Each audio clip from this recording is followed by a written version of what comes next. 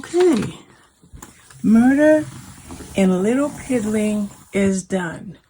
Now, let's look at the box and then let's look at the puzzle. The box does have murder right here at the top, as you can see, and Little Piddling is right here, and this house is here. This dog is here, which I didn't rely on this because I wasn't sure. I heard that the box wasn't going to be the same, and we're going to find out how it's not the same. Now, if you look at the box here, you see the house or the cottage with some chickens out front and some sheep in the back. Here you see the cottage, no chickens out front, but there's a dead body and a shotgun and also a globe. There are sheep, so that's one of your differences. Another difference is, let's look at this scene. The bicycle is there. Let's see. This scene looks the same. Let's move this phone back a little bit. So this scene looks to be about the same, but there might be differences. We'll find out later. For this frame here, and I'm going to read the clues in a few minutes. What is different is there's a these are magnifying glasses. They're not globes. There's a magnifying glass that's going to highlight something in this image. And then in this frame here, we see that our character Colin Derby does not have a hoodie on, because in the puzzle he does have a hoodie on, but here he doesn't. Down here at the bottom, and I know there's a glare, but you just have to work with me. Let's try to, I'm going to try to get rid of the glare. Oh, good. We might be able to get rid of it. We need to keep some kind of light. Okay. It's not great, but here we have this scene here with the gentleman, and there are clues written on him, and there are some minor differences here. For this scene here, it looks like he's shooting in the direction of dogs in the picture, but the dogs are different colors here than they are here. Over here, when we talk about our suspect, George Wilson, everything looks to be about the same here, but I'm sure there's going to be a subtle difference. Over here, clue is the shotgun, and we will see what the differences are in this frame. Over here, we have the girl. She has a scarf. We have that movie ticket that I was struggling with a couple of days ago, but the movie ticket is not on the box. The clock is there. The time on the clock is looking like it's about the same. There are two people, a man and a little child, walking here, but you don't see them. They could be covered by the ticket, but we'll find that out later. And the last one, and I know I didn't go in order, is this window. And the scene outside the window looks to be the same, and except there's something on the windowsill that's not on the box. So now I am going to have a seat, and we are going to, let's center this as best we can, and let's read the mystery again. So I'm going to turn my light back around so I can see what I'm reading. Murder in Little Piddling. Welcome, Detective, said Constable Smythe. And thank you for... Okay, let me start this over. Welcome, detective, said Constable Smythe. And we're the detective, by the way. The ones that are solving this are the detective. Welcome, detective. We really need your help. I sincerely hope you can solve this case. We've never had a murder in Little Piddling, and it's gotten us all terribly shaken. This is a small village, and everyone's lived here for ages. It's simply ghastly to think there's a murderer among us. I hope you can find the culprit and put our fears to rest. Who is the victim? The victim is Roger Holcomb, a local sheep farmer. It appears he answered a knock on his door on the evening of July 25th and was shot right on his own doorstep. And that's our big image in the center. Let's move the box out of the way. With his own gun, which is lying next to him. I've never seen anything like it. It was right along about sunset, which is 9 o'clock this time of year. Now, if you look at the clock over here, where my finger is pointed, it's like 20 minutes before 9. So that's the time frame here. The sun is setting. About 9 o'clock, wherever Little Piddling is, sunset was about 9 p.m. The murder weapon. The shotgun that was used was licensed to Roger Holcomb to ward off predators and nuisance wildlife. Many farmers in this area have them. Roger kept his in his house. Naturally, this looks very poor for the wife. Who is the wife? There's the wife right there. That's Mary Holcomb. A shame because she's a lovely woman. But I shouldn't put ideas in your head, should I? I'm sure you'll soon discover the truth. Or I'm sure you'll discover the truth soon enough. Now, let's look at our suspects. The problem in this case is not a lack of suspects, detective. There were many people in the village who did not like Roger Holcomb. The problem is one of opportunity. Nearly everybody has an alibi. I suppose one of those alibis must be false, but blast if I know which one. When you get a chance to review this evidence, maybe you can sniff out which suspect isn't nearly in the clear as they claim. So again, Mary Holcomb, she's our first suspect. Why? You and I both know, detective, that the killer is often a family member. Close proximity sets tension, seething, and all that. That's why my money's on Mary Holcomb, Roger's wife. By all accounts, Roger was a terrible husband, verbally abusive and sometimes worse. No one can blame the woman for wanting to be clear of him, but murder's a bridge too far. It was Mary who called the police, and she didn't seem all that torn up about it. Suspicious, eh? She claimed she was off shopping in London and returned home to find the body. See if you can verify that alibi. Another suspect. Where are you at? Harry Holmes, down here. Harry runs the only pub in Little Piddling. He's a tough one, and he's had a flame for Mary Holcomb for years. Frankly, if he killed Roger to free Mary, no one would be all that shocked or even disapproving when it comes right down to it. But Harry insists he was working at the pub all evening, as he always does. Then we have George Wilson over here. Roger had an open feud with the farmer next door, George Wilson. George raises flowers and vegetables, and Roger's sheep often got into his fields and wreaked havoc. Roger never took the problem seriously. George admits he held a grudge, but he claims he was at the pub when the shooting occurred.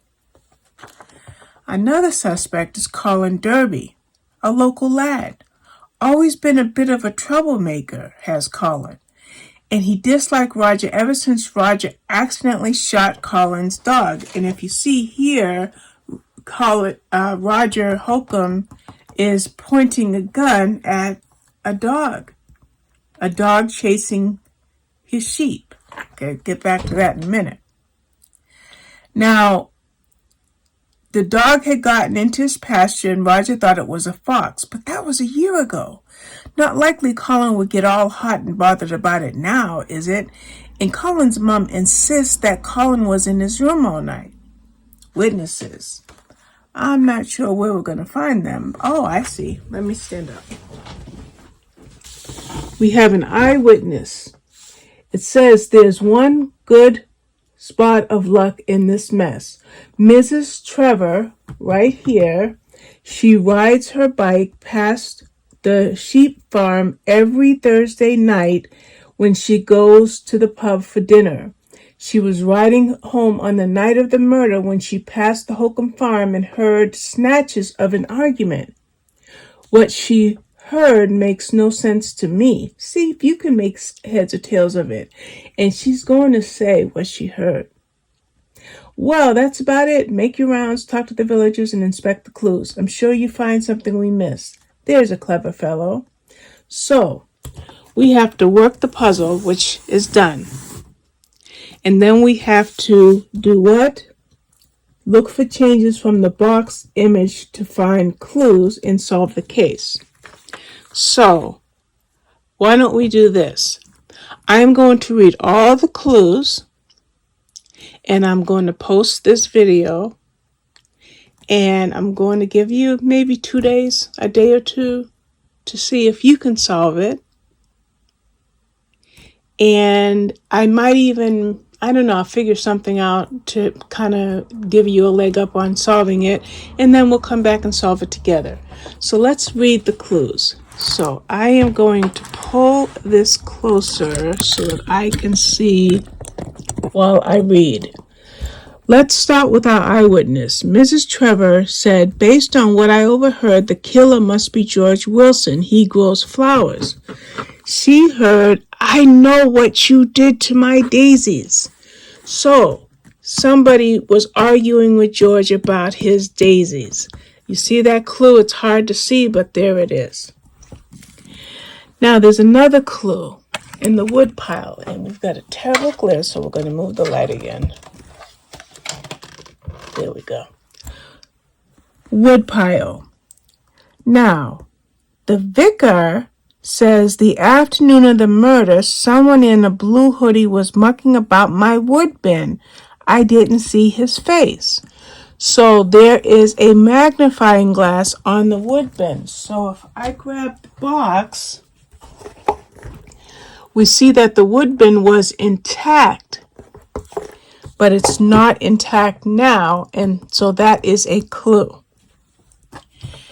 Now let's adjust our camera again for Colin Derby.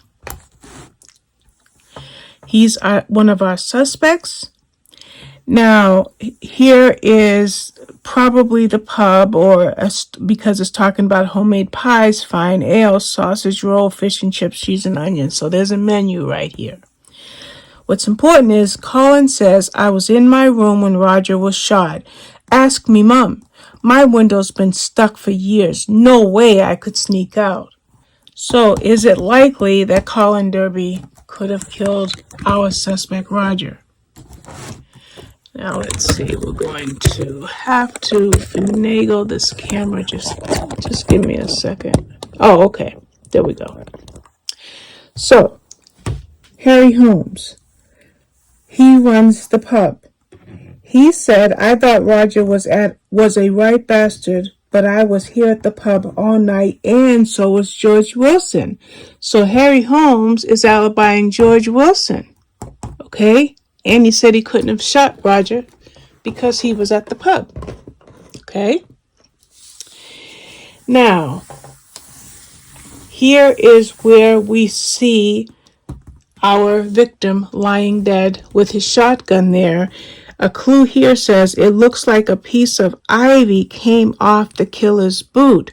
So if we see the magnifying glass right here, and I will do a close-up of this, there's a piece of ivy that came off of the killer's boot. So we've got to figure out what boot that came off of. Let's continue. Clue, the accidental shooting. Harry, The night before Roger was killed, he got drunk in the pub. He bragged about how he knew damn well it was a dog he shot in his pasture. He had no heart. So remember, here in the story, it said that Harry said he thought he saw a fox in his sheep pasture. Here, it's clear that he knew that he shot whose dog? He shot somebody's dog. I don't even remember who now. But he knew that he was shooting a dog. Now, George Wilson. Making sure you can see this. George says Roger was a bully. He complained if anyone or anything bothered his sheep, but he didn't even care if they ate my crops. I'm glad he's dead. So we've got two stories here. One is George Wilson grew flowers and vegetables, and the sheep often got into his gardens and destroyed his crop. Over here, if it was an accident or not, our victim shot a dog that was disturbing his sheep, saying that he thought it was a fox. But here, our clue says he knew full well that it was not a fox. Let's go. We're going to go from the top to the bottom. Over here, a border collie. The poor border collie. Let's see what happened. Colin's mom. Colin has not been the same since his dear dog was killed. He loved that dog like you wouldn't believe. Poor thing. So, our boy over here, is heartbroken that his border collie got shot by our victim. So, that's even though Colin says my window is stuck, there's no way I could have snuck out, my mom will vouch for me, he had a good motive for killing our victim. Now, there's a clue at the window. The constable says, I don't see how Colin could have gotten out this window. It's stuck. Try it for yourself. But what do you see right there? You see a thing of oil. So if that window was stuck, Colin had means to open that window. You see that? Couple more. Let's show the last two together. Suspect Mary Wilson. Remember, it's going on to 9 o'clock. She said that she was shopping in London. Now, her ticket was dated for the July 19th at 21:02. What is 21:02? 21:02 is, I believe, 9:02. So she was coming home on the train, I would imagine, at 9:02 p.m. Let's see what she says. Roger was cruel to a lot of people. It's no surprise somebody finally got fed up, but it wasn't me. This receipt proved it. So is this a valid receipt to prove that she was not the one who shot her husband?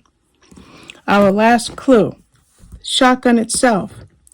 Mary says we leave our door unlocked. Anyone could have taken the gun from the mantel, and we might not have noticed it right away. So, there's the mantle. Let's see if there's anything different here. It looks like, according to the box, everything in this image is accurate. Nothing is different. The only difference is Mary is saying that it would come to no surprise that their door, which was always left unlocked, would have allowed anybody to come in and take that gun right off the fireplace mantle. So, I'm going to raise this for the last time in this video. And I want you to think about all of this. Hopefully you can see the whole thing. And I want you to think about all of these clues and our suspects and their alibis and their motive. And then we'll come back and we'll see if we can solve this. So that's it for now. Thank you for watching. Bye-bye. Well, I worked on this puzzle till very late at night. I went to bed, got up this morning, had my coffee, did a few things, and I just realized that I'm pretty sure I know who the killer was. So let me know what you think in the comments.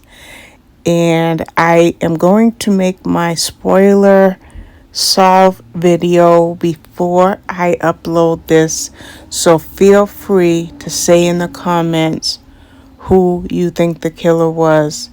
And as mentioned, I will be making my assumption video, and then I will flip that paper over and see if I did solve this murder and why.